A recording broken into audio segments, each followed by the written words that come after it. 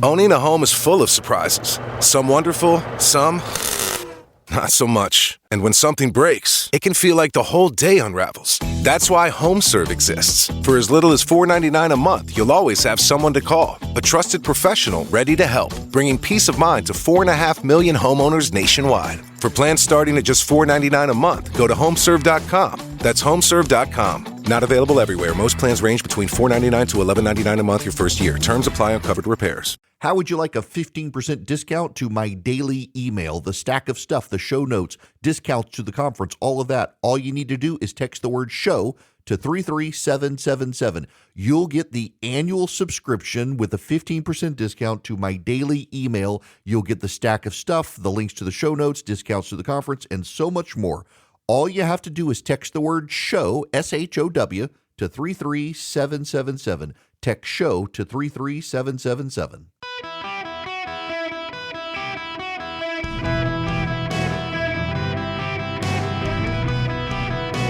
Welcome to the Eric Erickson Show podcast, Hour 2.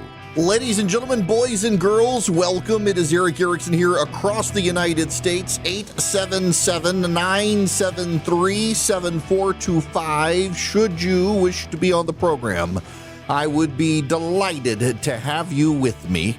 You can text Eric, E-R-I-C-K, get the live stream, the show notes, so much more. If you click the first link, text Eric to 33777, click the first link. I did the show notes myself today, as I will all week long. I actually enjoy doing them. It's good for show prep when I do it myself. Normally, I put all the links in a Slack channel that I find in a newsletter, in a shared note, and Philip and Fisher put it all together. But Philip's on vacation. I decided I would do it myself, and I did not put a paywall up, so everybody can get it today. Before I switch topics, I don't want to leave Steve hanging, so let me go to his call first. Stephen, welcome to the show. How are you? Hi, Eric. Pleasure to be on with you.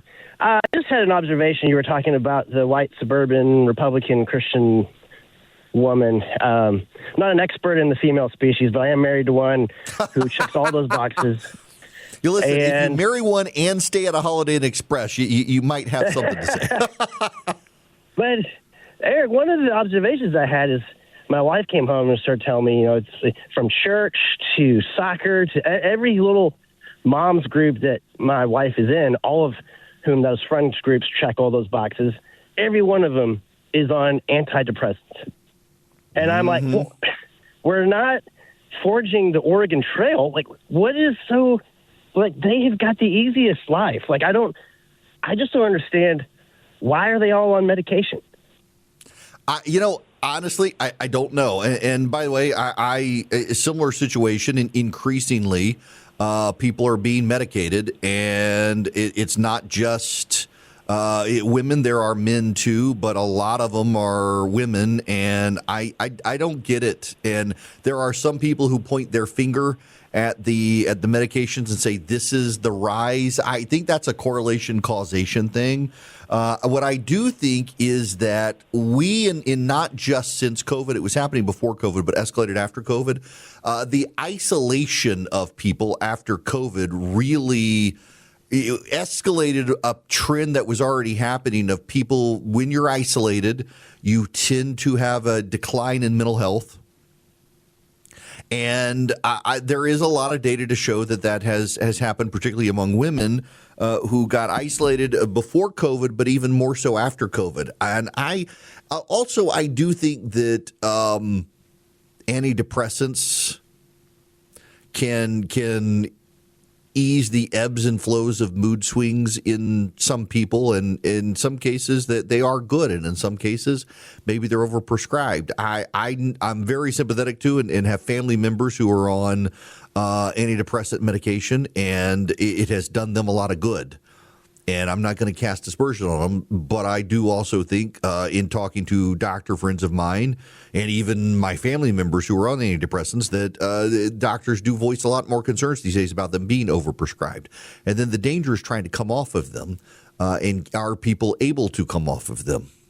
I think that there's a growing body of evidence out there that some people are on them who shouldn't be on them, and also I think some people get on them because it's easier for them to cope with the challenges in life. And given mental health issues out there, I think we got to be sensitive to that. Now, I want to pivot because I want to talk about the economy. If you got the show notes, this is in there. And it's good news for the United States of America and for the Republicans. March hirings were the highest they've been in 2 years. We actually had been in a bit of a hiring recession for the past year or so, and we had strong hirings, 3.5% hiring rate. It's the highest in almost 2 years. In transportation, in warehousing, in utilities, solid hiring in professional and business services and hospitality. The President of the United States talked about this earlier today, or yesterday rather. This is what he said. Under the last administration, 1 in 4 new jobs was a government job. But since my inauguration, 100%, think of that, 100% of all new jobs have been in the private sector. 100%. We cut a lot of government jobs. Now, the president knows along the way he's got to sell the economy. He's got to sell the economy because gas prices are still giving people a hard time. Harry Itten on CNN had a segment on CNN about what's happening in California, where the government there is suing to stop the Trump administration from expanding oil pipeline. California is not importing enough oil, and it's starving their economy. It's driving up prices. It's impacting Nevada and Arizona as well, although not as bad. And the government of California is opposed to additional oil imports through a pipeline. And, well, the voters in California are having enough. Oh, my goodness gracious. I mean, just take a look at the price of gasoline for a gallon of gas. The national average right now is $4.48, but you think that's bad. Go out to the left coast. Top in the United States, $6.13. There's even a gas station out there where the cost is about $10 per gallon. And, of course, if you've ever been out there, you always know that the prices in California for a gallon of gas are just simply put absolutely outrageous, running well ahead of the national average. The folks in California really getting hurt by this increase in gas prices. Part of the reason for that is they have a higher gas tax, right? That's exactly right. One of the big reasons why you see this big difference right here is, in fact, the gas tax out in California. And our partners at USA Facts help provide this data for us. Take a look here, the state gas tax and fees per gallon. You know, in the average state, it's 33 cents. California, again, the top in the nation, more than double that at 71 cents. Now, Johnny B., the quick math here is what, a difference of 38 cents? That's a tough one. That's a tough one to do in your head. But yes, 38. Yes, it's 38. I know. It's very, very difficult. My math lessons, you're trying to work this morning. 38 cents. You know, a decade ago, the difference here was just 11 cents. So what you're essentially seeing here is that Californians are feeling the pain more and more over the last decade when it goes to the gas pump, because one of the big reasons why is the state gas tax and fees per gallon have been climbing ever higher. How do voters there feel about this? Okay, so you see this 38-cent difference here. You see this, what is this, nearly $2 difference here, and not much of a surprise here. California standards for energy and gas, not worth the added gas costs. Look at this. Among all voters, 57% say it's not worth it. Among independents, it's 61%. It's going to be very interesting to see if there's a question tonight when it comes to those gas costs, because Californians are clearly feeling the pain, and many of them at this point say, you know what, it's just simply put not worth it. They're going to be talking tons about the cost of living. I don't know why CNN is doing a California debate. That network can't decide whether it wants to be MS Now or something else, but they are doing a debate tonight. I'm sure they'll ask that question. Part of the problem is the regulation in California. The refineries keep shutting down in California. They don't have enough pipelines to pump oil into California. It has to come by ship. Until the president suspended the Jones Act, only American ships could go, and there weren't enough of them. And it's having a real effect on the economy out there. But the economy nationwide is having trouble. There's a story I found this morning that's very interesting. And again, it's in the show notes at the bottom. It's from Bloomberg. The headline is, "One calf shows why record beef prices still aren't coming down." If you bought beef lately, you felt it. Prices are the more expensive than ever. The average cost of ground beef is now averaging a record nearly $7 a pound. The basic reason is straightforward. The U.S. cattle herd is the smallest it's been in decades, squeezed by drought and high feed costs. Demands for beef has held up. This hasn't stopped the finger pointing, though, with politicians making the protein a key issue ahead of midterm elections. Top Trump administration officials on Monday laid a large part of the blame for high prices on meat packers, with the Justice Department confirming it was investigating for potential antitrust investigations.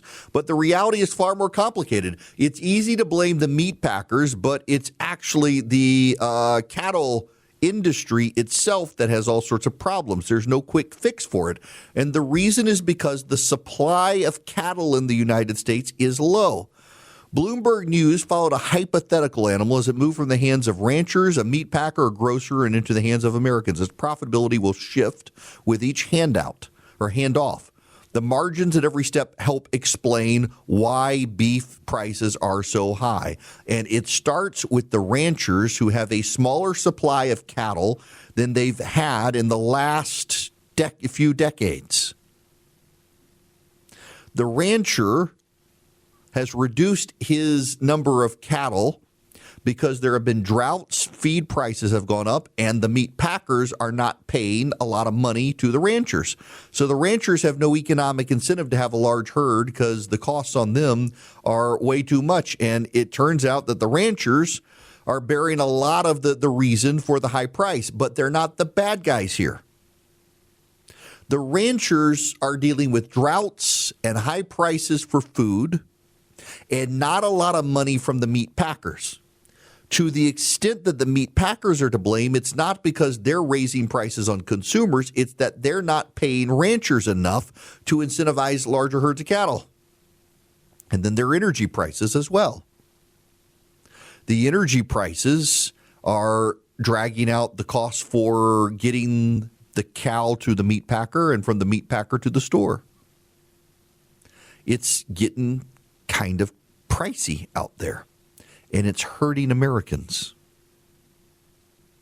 The profitability of the cow-calf producer and the resilience of demand are the two extremes of the market that to me are just abnormalities, and that leaves everybody in between as all margin players, says Don Close, a senior animal protein analyst at Terrain Ag. That's just a dogfight for survivability and positioning until we find some way of balance between the limited supply going in and the strong demand going out. We're not producing enough cattle for consumers in this country who love to eat meat as we've moved into a protein crazy era. It's having an impact across the board. It's impacting grocery prices. It's impacting you. And the president has no easy solution. And the Democrats and the Republicans alike are blaming everybody but the actual problem for what's going on. The Democrats continue to blame companies, corporations. So, Delta Airlines has announced it's going to stop in-flight service in economy for flights that last less than an hour.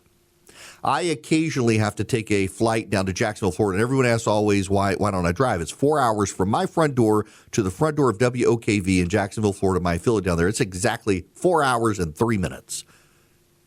And I fly a lot, and the flight is 45 minutes. And it's an hour for me to get to the airport. And then you got to wait an hour, and it's like it's almost worth the drive, except sometimes I got a lot of work to do or I'm going to other places, and so I got to fly. And without fail, it's a 757, which is a sizable single-aisle plane. And the flight attendants try to do service, and they can never get through the whole plane. It's impossible for them to get through the whole plane in less than an hour. The plane is so big. And Delta's decided to stop doing it. And you will not be surprised to learn that the left is attacking Delta because their CEO makes $27 million. And they're depriving people of their pretzels and bottles of water in economy. And you know what? I agree with Delta. They're expanding service for longer flights, giving more freebies away to people on longer flights. The fact of the matter is they can't service people, but the Democratic spin is that it's greed. It's always greed for the Democrats. You know what's so wild is it's the Democrats are now in a position where it's greedy to pay Ed Bastian, the most successful CEO in aviation in America, the CEO of Delta. It's greedy to pay him $27 million. It is greedy for Jeff Bezos to want to spend his billions of dollars as he sees fit. And it is somehow for Democrats not greedy for them to want to take all those people's money and spend it on other things. It's greedy for you to want to spend your money on what you want to spend it on. It's not greedy for Democrats to want to steal your money through taxation and spend it on other people and their own projects. That's wild. You know why Ed Bastian, the CEO of Delta, gets $27 million? Because that's his value to the company. The company, in an arm's length transaction with him, negotiated that salary. The executive compensation committee decided Ed is making massive profits for Delta. He's been one of their most successful CEOs, and so that's what they're going to do. And the fact that they've decided to stop giving bottles of water and cookies or pretzels to people in economy on short-haul flights has nothing to do with the salary of the CEO. It has everything to do with the fact that the flight attendants cannot make it from the front to the back of the plane before it's time for the plane to land. They got to pick up the trash and they got to get ready for landing. The flight attendants are not there to keep you comfortable. They're there to keep you safe, and they can't keep you safe when they're shuttling through the aisles trying to give you bottles of water and pretzels. So, by the way, no one paid attention to the fact that Delta's expanding free service on its other flights. The left wants to attack Jeff Bezos for his money. They want to attack the Delta CEO. They want to attack anybody who's wealthy and successful because they're jealous of it. It's jealous and greed on the left. The president's problem is that he's got to amplify the success stories and make the economy start working for people at the grocery store buying beef and at the gas pump for people buying gas. And if he can do that by September, the Republicans may be able to turn things around before the midterms. Hey there, it's Wayfair here, where delivery and setup are as easy as a few taps on your phone. You're relaxing in an old hammock, scrolling Wayfair's app, when you spot it, a brand new patio set. Next thing you know, Wayfair delivers it right to your patio and sets it up. Oh, you need a new grill too? All right, Wayfair's got you covered. With Wayfair's Room of Choice delivery and fast expert setup on qualifying orders, life gets a little easier. Visit wayfair.com or the Wayfair app. Wayfair, every style, every home. Do you know who Jonathan Rinderknecht is? He's 30 years old. Have you heard his name? You might not have. When the Palisade fires in Los Angeles began, Gavin Newsom and Democrats rushed out to blame climate change. Well, you might call Jonathan Rinderknecht climate change. He was obsessed with Luigi Mangione, who killed Brian Thompson, the United Healthcare CEO, and he had strong resentment of the rich and decided to set the fire that burned down the Pacific Palisades neighborhood in Los Angeles out of class resentment, according to prosecutors. Have you heard about this? You might have heard ultimately that it was arson, but here's what we've got. This is wild. In the weeks and hours before allegedly sparking the blaze that triggered the catastrophic Palisades fire, Rinderknecht, who worked as an Uber driver, ranted to customers about Luigi Mangione's arrest. Many of defendants' Uber passengers on December 31st, 2024 and January 1st, 2025 described defendant as angry, intense, driving erratically, and ranting about being pissed off at the world and about capitalism and vigilantism. Turns out it wasn't climate change that caused that fire, but an angry leftist. Now, I got to tell you about Perfectly Snug. If you think Perfectly Snug, you'll wake up happy. If you have one of these mattress toppers, you put it on your mattress, put your fitted sheet on top of it, and it can generate so much cool air. It's like an air conditioner for your bed. You can watch your fitted sheet inflate. It's fantastic. I used the cool air last night. We slept without the air conditioner. It's been cool at night, but the bedroom got a little warm. I turned on the Perfectly Snug, and it cooled me down enough in the middle of the night. I actually had to get up and adjust it. Now, it'll adjust itself automatically, but I was messing with it throughout the night just because I wanted to dial it in, and it just works, y'all. It can heat up. I've been using the heated feature more than the cool feature. And it works. It can heat you up. It can cool you down. It keeps you comfortable all night long. It's like an air conditioner for your bed. You go to perfectlysnug.com/Eric, perfectlysnug.com/ERICK, and you can save up to $280 off. It's a fantastic mattress topper. Even Oprah Winfrey likes it. perfectlysnug.com/Eric. It doesn't use water like so many of the really expensive ones. It's well priced. It's reasonable, and it keeps you cool or warm at night. perfectlysnug.com/Eric. Welcome back. It's Eric Erickson here across the United States. The phone number 877-973-7425. If you wish to be on the program, do not forget those of you in Springfield, Missouri. I will be with you tomorrow evening.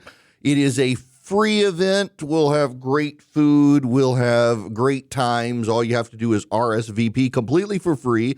Go to 933kwto.com, and I will see you at their fine studios tomorrow.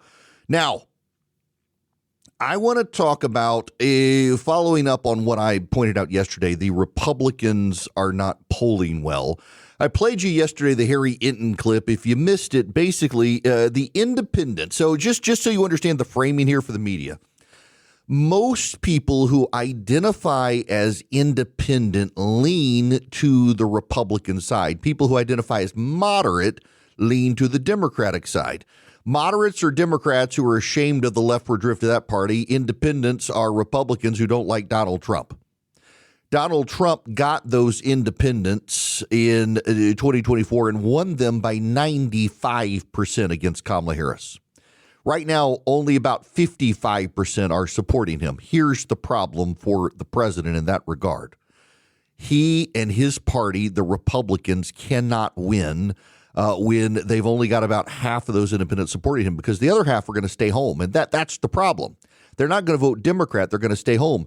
Right now, just for example, in my state of Georgia, the Republicans are going to lose the Supreme Court in Georgia because there's such a high number of undecideds in their primary. And the general election for the Supreme Court is in the primary. It makes no sense, but that's the way they do it. They're nonpartisan races. So these undecideds in Georgia are not showing up in the primary election. And the result is that the Republicans are about to lose their Supreme Court. The conservative majority in the Supreme Court, you all know the Morgan & Morgan. If you're in Florida, South Carolina, even hell, out in Las Vegas, you guys know Morgan & Morgan. You've seen the billboards. There's actually a progressive Morgan & Morgan trial lawyer who's about to win the Georgia Supreme Court because undecided Republicans are not showing up in the primary. That's how bad it is. A Morgan & Morgan trial lawyer is about to get on the Georgia Supreme Court unless the Republicans all show up and vote for the incumbents. It's just wild to me that these races in Georgia are so nasty. But here's the saving grace for the general election nationwide. So in New York, Zoran Mandami, the New York mayor, is backing a woman for the New York General Assembly who actually has said the United States deserved 9/11. You got that? This should be a representative for part of New York City. Now, if you know anything about Mamdani's election, the majority of minorities voted for Andrew Cuomo. It was progressive whites and a portion of the immigrant community that pushed Mamdani over the edge. Progressive white people, filled with white guilt, indoctrinated in public education, are willing to vote for people who think this country got what it deserved on 9/11 in New York. And you're having these wackadoos run for office as Democrats, and the Democrats are standing behind these people. So you've got the guy in Michigan who believes that we need to defund ICE, who believes Israel committed genocide, who believes the United States is bad, who believes the country is systemically racist, who believes that Hamas are a group of freedom fighters. He's campaigned with Hassan Piker, who's called for the murder of Republicans and believes that 9/11, the United States got what it deserved and that China's a superior nation. The Democrats are running around the country with people who hate America. The Democrats increasingly are controlled by people who hate this country. Graham Plattner, the Nazi in Maine, he's got an actual SS Totenkopf tattoo, the tattoo worn and the symbol worn by the guards who manned the towers at the concentration camps. And by the way, just so you know, there's now a Reddit post that has shown up from pre-COVID, I think 2019, where he acknowledged the Totenkopf tattoo and knew it was of Nazi origins. So he's denied it. Remember, in the last year, he denied and said he had no idea that it was the Nazi SS symbol. And from 2019, 2020, he acknowledged that's exactly what he got. So you got the Democrats who are running with a Nazi in Maine. So everybody's a Nazi except the actual Nazis to the Democrats now. If you believe in individual liberty, you're a Nazi. If you support Donald Trump, you're a Nazi. If you support bombing Iran, you're a Nazi. If you support private property, you're a Nazi. If you're opposed to government health care, you're a Nazi. If you homeschool your kids, you're a Nazi. But you get the Nazi SS guard tattoo on your chest. No. You just had a rough life. This is where the Democratic Party is right now. It's kind of wild to watch them. In Texas, they've got James Tallarico running in a general election, hopefully against John Cornyn, because if it's Cornyn, we'll spend less money to save that seat than Ken Paxton, who's just damaged corrupt goods. But you got Tallarico out there saying that God's non-binary, that Jesus affirms abortion. He uses the conception of Jesus by the Holy Spirit with Mary as his defense of abortion rights. We got some crazy Republicans out there, let's be honest. We do. But by and large, they love America and Jesus, the actual Jesus, not the James Tallarico version. And increasingly around the country, voters are repulsed by the Democrats. This continues to be the saving grace for the Democratic Party. It's that they really, genuinely do not like the Democratic Party. The Siena College New York State poll is out. Donald Trump has a 64% disapproval rated in New York. There is likewise massive disapproval for Donald Trump across the country. People simply right now don't like Donald Trump, and they are now taking it out on the Republicans. I mean, consider here in Georgia, again, where I'm deeply concerned about losing these nonpartisan Supreme Court races because Republicans are so divided, they're not turning out. When you poll people in Georgia, they don't like Donald Trump, but they really don't like the Democrats. So here in Georgia, this is kind of wild to me. You've got a state Senate Democrat, progressive, who wants the state of Georgia to buy Spirit Airlines to compete against Delta Airlines, which generates about $1 billion for the economy in Georgia.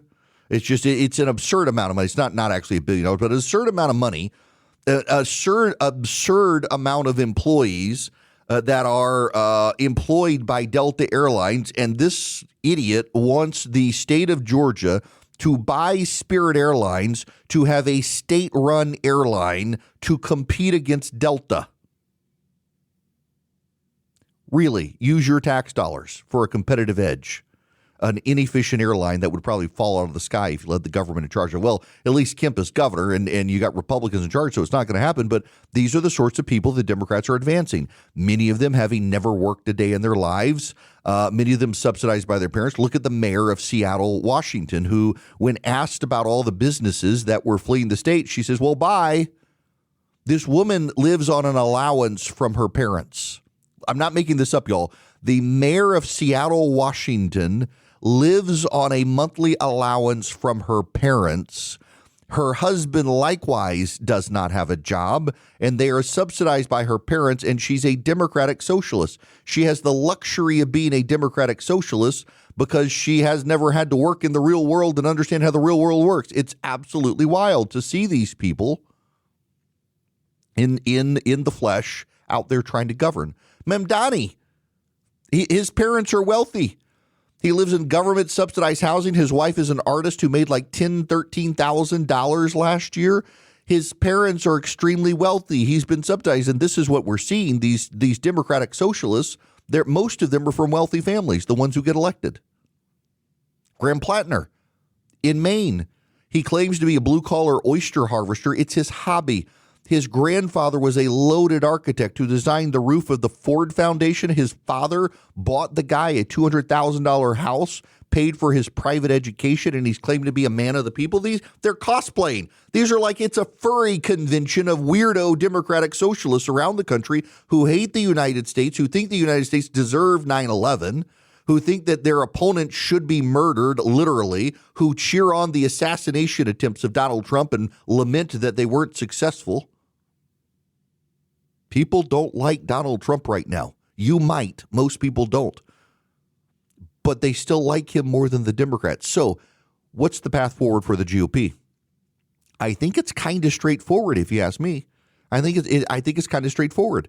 What the Republicans need to do, what the Republicans should have done all along, is highlight their patriotism, highlight their pro-America credentials, highlight the fact that these Democrats are nuts, highlight the fact these Democrats hate the United States. And I think that's really possible to do. And listen, independents have turned off the Republican Party right now, but the general election is not until November. And people are not going to keep paying attention. They're going to tune out during the summer. And when they come back from summer break, you highlight just how insane the Democratic Party is gone. You've got you've got the potential to minimize and mitigate the damage. And that's sort of what we, the Republicans, need to do right now, is minimize the flaws on our side, hopefully rebound the economy. It's one reason, by the way, I think the president needs to go in aggressively against Iran right now is because the Iranians continue to drive up oil prices and they're trying to do economic damage on the United States. I think it's worth us going into Iran, blowing them up, liberating those people and allowing the spice to flow, so to speak. We've got economic problems in the country. We do. People are really worried about affordability. One of the things the president should do is ditch his tariffs. There's a 50% tariff on aluminum right now. Ford Motor Company is sounding the alarm that they're not going to be able to keep up with demand this summer for the F-150. They're going to start raising prices on those trucks. The most popular vehicle in America is now too expensive to make because of the president's tariffs on aluminum and the war in Iran driving up the international price of aluminum. It's foolish. The president is being sabotaged by his own economic policies right now. Get rid of the tariffs. Take out Iran quickly. Cause some economic revitalization. And remind people that the Democrats keep nominating people who hate the country. There is a path for the GOP if they choose to take it. Mr. President, not that you listen to this program, but should one of your advisors who actually understands economics listen to this program, should you get rid of your tariff regime right now? You would speed up the economy. You would speed up the market. Should you get rid of Iran, you would free up the Strait of Hormuz and oil capacity and begin to lower gas prices. Remember, it's a futures market. There are ways you can mitigate the damage to the economy right now, and then you can spend your entire post-Labor Day campaign trail experience pointing out the radical nuts the Democrats have chosen to put up for office. There's a path forward for the GOP. There is. It's a logical, credible path to remind voters that they really don't like Democrats still, but the president's got to take it. So related to everything I was saying in the last segment, there's a story in Axios today. Don't forget, by the way, text ERIC, E-R-I-C-K, to 33777. It's in the show notes today. A generational and structural shift is decoupling black identity from Democratic Party loyalty and transforming a once reliable voting bloc into a cohort of political free agents that the GOP is uniquely positioned to exploit. Even modest Republican gains combined with weakening party loyalty could make a big difference in close elections in a post-Voting Rights Act world. President Trump is making gains with black voters despite posting racist videos, using racist rhetoric, and advancing policies critics say erase slavery history and weaken voting rights. Really? Yeah, you know, it's all racism. Many of it, just so you understand, is the Democrats scream racism just like they scream Nazis when it's not. An Axios review of recent data shows breaks in the strong black support for Democrats going back to John F. Kennedy's 1960 presidential run and Barack Obama's historic 2008 win. What's actually happening here is younger black Americans understand that this country is far less racist than it once was. It's not a coincidence that the sound and fury of Democratic Party operatives has driven upwards and upwards, screaming racism ever more loudly to try to convince black voters that the country is systemically racist and can never be fixed. because they see what's happening. It is not a coincidence that the American media and the Democratic Party have advanced loud voices in the past few years screaming about racism and calling everything racist, because they themselves understand the country is far less racist than it once was, and therefore they need to find a grievance structure to keep Democratic voters who are black in the Democratic Party tent. I would say plantation, but people would get mad at me. But the party of slavery has tried to enslave black voters to the Democratic Party through fear. Look at the Supreme Court case, Louisiana versus Calais. What the Supreme Court said is that this country's constitution is colorblind. Therefore, its congressional and state legislative districts must be colorblind, and you must not allow people to draw districts based on race. You cannot have majority white districts, and you cannot have majority black districts, and you cannot have majority Hispanic districts. You've got to have American districts, not districts based on someone's race. And what was the Democratic Party's response? To scream racism at the Democrats or the Supreme Court saying no more racism. The Democrats are screaming that this will hurt black people. And yet, more than half of the black members of Congress right now, 58 of them, more than half of them represent districts where there are more white people in the district than there are black people in the district. But God forbid we let facts get in the way of screaming about racism in this country. And younger black voters realize that they're getting played by the Democratic Party. Younger black voters realize that things are not as bad as the geriatrics in the Democratic Party claim. And they're wise enough to understand that they've got a better economy with Donald Trump. Look, young black men in Georgia voted for Brian Kemp. They understood with him, they had jobs and their families were safe. This is the other thing that Democrats forget. By going all in on identity politics, they're making communities less safe, and a growing number of black moms are like, I'm not voting for these people because they're turning my community into a war zone. The times are a-changing, and the Democrats, they can't keep up. Now, let me tell you about Incogni, I-N-C-O-G-N-I, incogni.com/Eric. You are trying to find a way to get rid of the telemarketer calls, and you're probably trying to find a way to get rid of all the credit card solicitations in your mail, or maybe even now the life insurance or the medical insurance. You know, what they do is they go to data brokers online and they buy your information. In some cases, it can be your prescriptions, your medical history. It can be your family. People can go online to try to track you down and find your kids' social media profiles tied to you and stuff. It's a huge invasion of privacy. And the data brokers, they don't care who's buying, criminals or otherwise. So the scammers come for you. The credit card solicitations, the insurance solicitations. Some insurance companies may want to drive up your rates based on what they found. Incogni works behind the scenes day and night to get the data brokers to delete your information. They send takedown notices. You can't possibly send all the letters and follow up. Incogni does it for you. Incogni.com/Eric, I-N-C-O-G-N-I, incogni.com/Eric. Call Incogni today and let them work tirelessly for you. They've taken my information down to over 400 places on the internet. And my telemarketer calls have gone down, the junk mail's gone down, the spam emails have gone down. Incogni.com/Eric. Sign up with Incogni today.